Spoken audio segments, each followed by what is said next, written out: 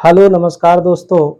आज हम लोग चाल और वेग की बात करेंगे। पिछली कक्षा में हम लोग दूरी और विस्थापन यानी कि गति को कंटिन्यू किए थे, गति को शुरू किए थे और उसमें दूरी तथा विस्थापन समझे थे। आज हम लोग चाल तथा वेग समझेंगे। चाल तथा वेग होता क्या है? चाल चाल यानी कि स्पीड और वेग यानी कि वेलोसिटी।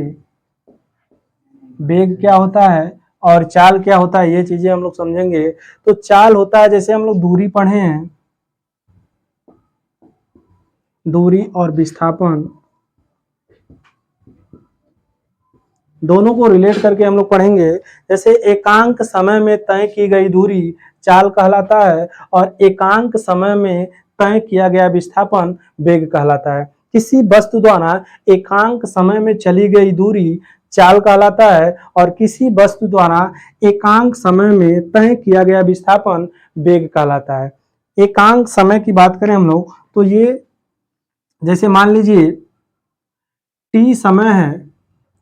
टी समय में अगर डी डिस्टेंस ट्रेवल कर रहा है, टी समय लग रहा है और डी दूरी तय कर रहा है कोई व्यक्ति या फिर कोई वस्तु, तो अगर एक की बात करें तो ये चीजें यहाँ डिवाइड हो जाएंगी डी बट्टे टी।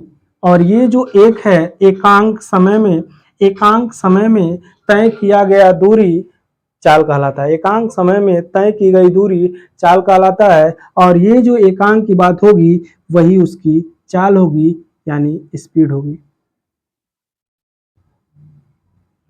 स्पीड होगा।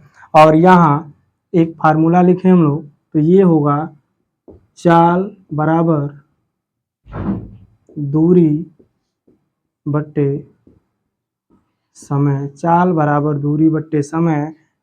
और यहाँ विस्थापन की बात करें तो एकांक समय में तय किया गया विस्थापन वेग कहलाता है। किसी वस्तु द्वारा एकांक समय में तय किया गया विस्थापन वेग कहलाता है।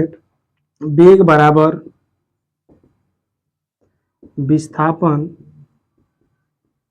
बट्टे समय। और ये वेग वेलोसिटी भी।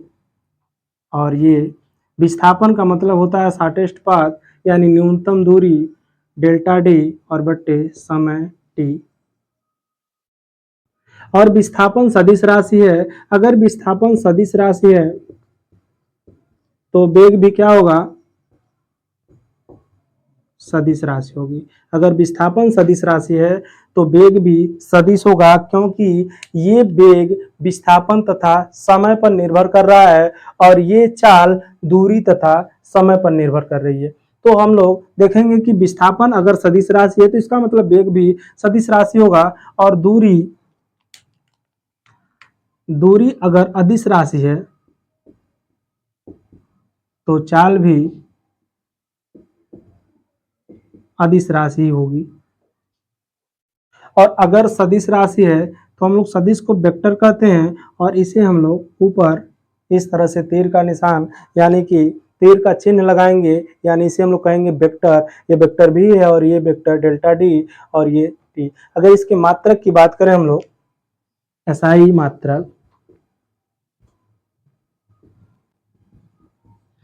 मात्रक स्पीड का मीटर प्रति सेकेंड और यहां से इसका भी मात्रक होगा मीटर प्रति सेकेंड। और ये चाल, अगर चाल वेग की बात करें तो जैसे दूरी बड़ी होती थी विस्थापन से, उसी तरह से चाल भी बड़ी या बराबर होगी किससे? वेग से यानी कि वेलोसिटी से। मतलब ये है कि जिस तरह से हम लोग पढ़े थे कि दूरी हमेशा धनात्मक होती है, उसी तरह से चाल भी हमेशा धनात्मक होगी। और वेग धनात्मक ऋणात्मक, वेग धनात्मक भी हो सकता है, ऋणात्मक भी हो सकता है और शून्य भी हो सकता है। और चाल हमेशा धनात्मक होती है। तो इस तरह से हम लोग चाल और वेग को डिफाइन किए हैं। चाल होता है एकांक समय में तय किया गया दूरी या फिर दूरी परिवर्तन की दर चाल कहलाता है और विस्थापन परिवर्तन की दर वेग कहलाता है। वेग और चाल दोनों को समझ चुके हैं। अब हम लोग अगला पढ़ते हैं, एक समान या फिर यूनिफॉर्म मोशन या फिर यूनिफॉर्म स्पीड या यूनिफॉर्म वेलोसिटी, दोनों को एक समान चाल या फिर एक समान वेग को समझने का प्रयास करते हैं। बात करें एक समान चाल की, एक समान चाल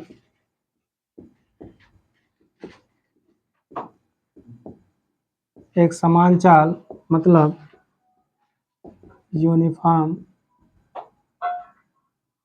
स्पीड, यूनिफॉर्म स्पीड या फिर एक समान चाल, एक समान चाल किसी गतिमान वस्तु द्वारा एक समान समय अंतराल में दूरी समान तय हो या फिर एक समान समय अंतराल में एक समान दूरी तय की जाती है तो वो चाल एक समान चाल कहलाती है। अब ये अगर एग्जांपल देखें हम लोग, तो जैसे मान लीजिए दूरी और समय के बीच अगर एक चार्ट बना है,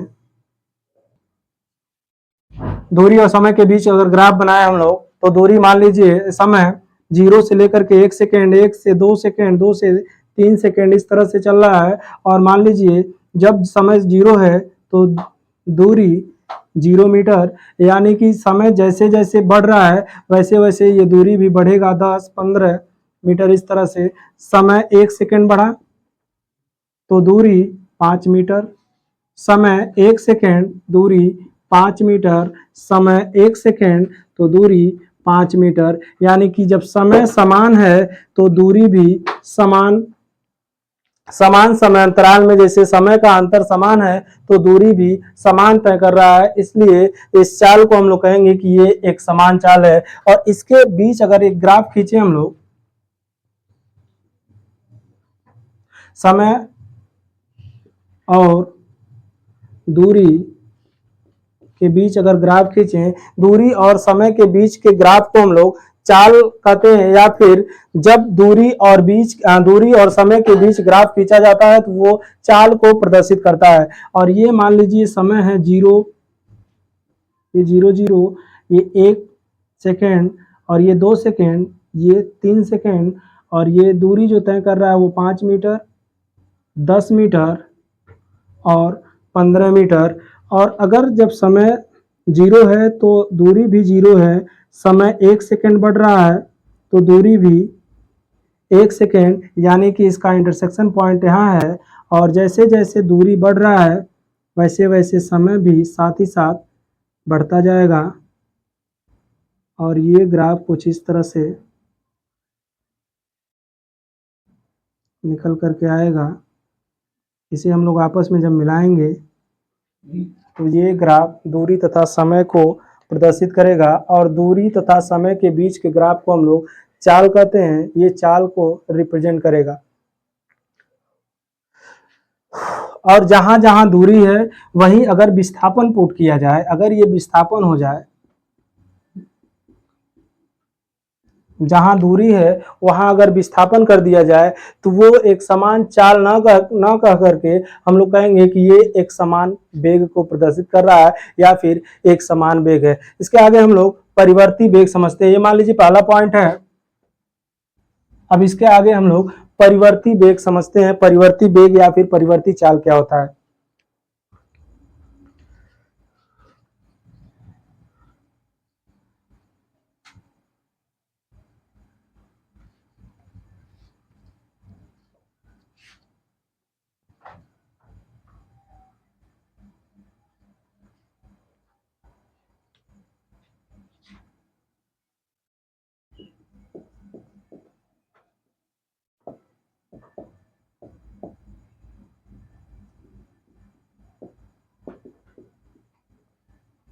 परिवर्ती चाल या नॉन यूनिफॉर्म स्पीड, अगर इसे हम लोग समझें तो ये दूरी और समय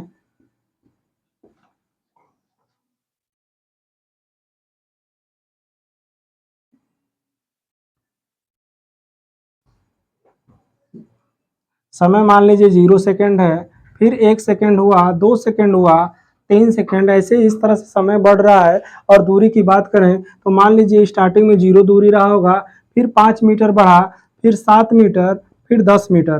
तो अगर यहाँ देख रहे हैं कि समय का जो अनुपात है वो लगभग बराबर है, ये एक सेकेंड सब में बढ़ रहा है। और दूरी की बात करें तो कहीं 5 मीटर बढ़ रहा है, तो कहीं 2 मीटर बढ़ रहा है, तो कहीं 3 मीटर बढ़ रहा है, यानी परिवर्तन समान नहीं है। जब समान समय अंतराल में दूरी भिन्न भिन्न हो तो वह चाल परिवर्ती चाल कहलाता है। जब किसी गतिमान वस्तु द्वारा समान समय अंतराल में दूरी भिन्न भिन्न हो तो परिवर्ती चाल कहलाता है। जब किसी वस्तु द्वारा समान समय अंतराल में दूरी समान तय की जाए तो वो एक समान चाल कहलाता है। तो दूरी और विस्थापन पर डिपेंड है चाल और वेग। दूरी की जब बात करेंगे तो वो चाल को रिप्रेजेंट करेगा, और जब विस्थापन की बात करेंगे तो वो वेग को रिप्रेजेंट करेगा। तो आज के लिए इतना ही, मिलते हैं अगली क्लास में, तब तक के लिए गुड बाय। और अगर वीडियो अच्छा लगे तो हमें सपोर्ट करने के लिए लाइक करें और शेयर करें, और अगर कोई त्रुटि है तो हमें कमेंट बॉक्स में उसे बताने का प्रयास करें, और कैसा वीडियो लगा हमें कमेंट करें। Thank you so much.